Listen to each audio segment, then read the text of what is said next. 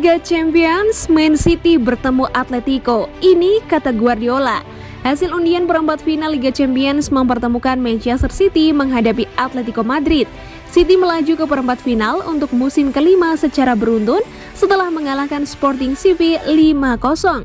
Sedangkan Atletico mengalahkan rival sekota Manchester United dengan kemenangan agregat 2-1. City akan menyambut tim kelas berat La Liga di Stadion Etihad pada leg pertama pada Selasa 5 April. Dan kemudian akan melakukan perjalanan ke ibu kota Spanyol untuk leg kedua pada Rabu 13 April. Pelatih Pep Guardiola menilai perempat final akan menjadi ujian berat buat timnya. Apa yang bisa saya katakan? Mereka melewati babak penyisihan grup yang sangat sulit. Mereka tampil bagus dalam dua pertemuan menghadapi Manchester.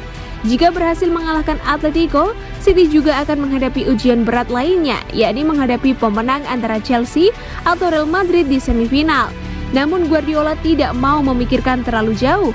Banyak pekerjaan yang harus kami siapkan menghadapi Atletico sebelum memikirkan babak selanjutnya.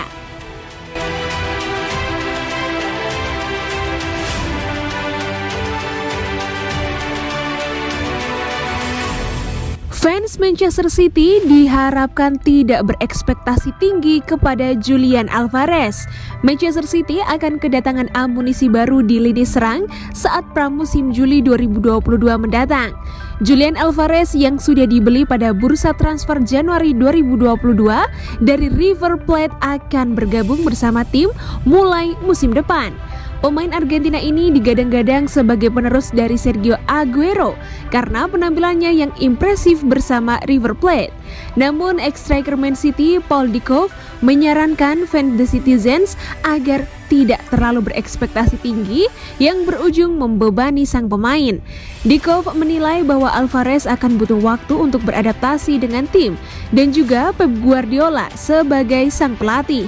Saya pikir dia akan membutuhkan sedikit waktu, tetapi saya tidak berpikir itu berbeda dari rekrutan Pep Guardiola sebelumnya. Man City bermain dengan cara yang unik sehingga butuh waktu bagi orang-orang untuk memahaminya. Beberapa orang mungkin menginginkan dia di tim sesegera mungkin. Tetapi jika Anda melihat cara Man City menangani pemain muda, mereka selalu menempatkannya di waktu yang tepat dan Phil Foden adalah contoh utama dari itu. Mereka ingin memastikan bahwa waktunya tepat dan dapat memberikan umpan kepada para pemain muda ini keluar masuk untuk memberi mereka rasa pengalaman.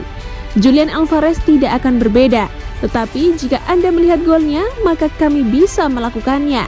Dia seorang finisher dan golnya musim ini untuk River Plate mengatakan banyak tentang kemampuannya.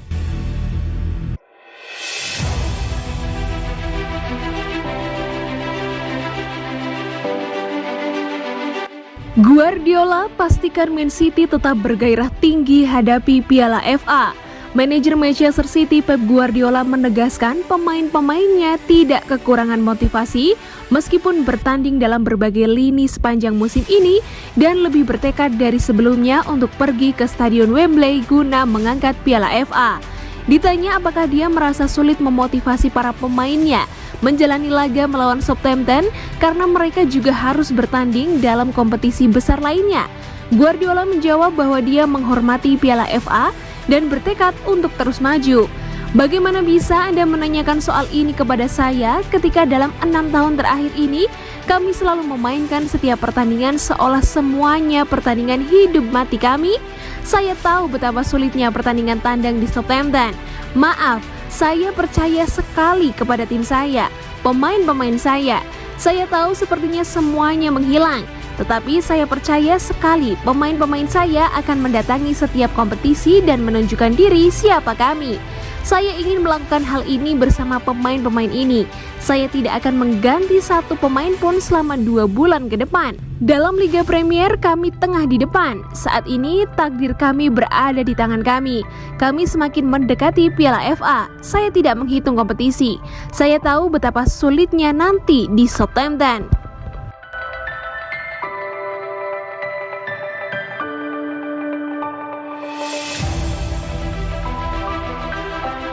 Respect, MU 5 tahun nihil trofi, Guardiola ogah berkomentar.